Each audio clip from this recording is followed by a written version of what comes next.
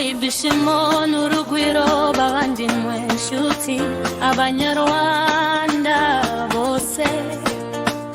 Uyu ni umwanya w'akataraboneka aho imitima yacu yuzura ishimwe n'ibyishimo. Duhagaze ku muryango w'umwaka mushya, usezero dusoje kandi tukawusezera mu munezero n'intsinzi. Ishimwe n'urugwiro dusoza umwaka mu birori. Inshuti zanje bavandimwe bo mu muryango mugari, twishimiye ko Imana yaturinze ikaturinda amakuba, ikaduha guhumeka, ikaduha imbaraga zo gusoza urugendo. Umwaka ushize nzamagambo agije yo gushimira Imana y'u Rwanda, Imana yacu, Imana y'imitima yacu.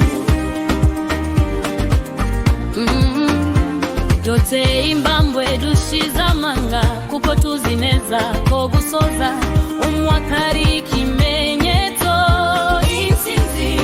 Umusaruro idatanzwe n'ubutwari bwacu gusa, ahubwo n'ubuntu bw'Imana mu biza twagezeho, mu rugwiro twaranzweho no mu mbaraga twakoresheje.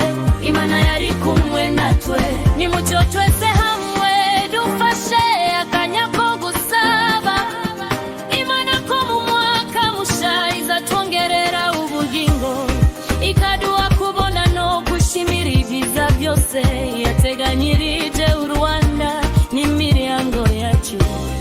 Dusaba Imana iduhe amaso yo kubona umugisha n'umutima wo kubyakira no kubibungabunga, mbese kwishimira ibyagezweho no kubibungabunga. Banyarwanda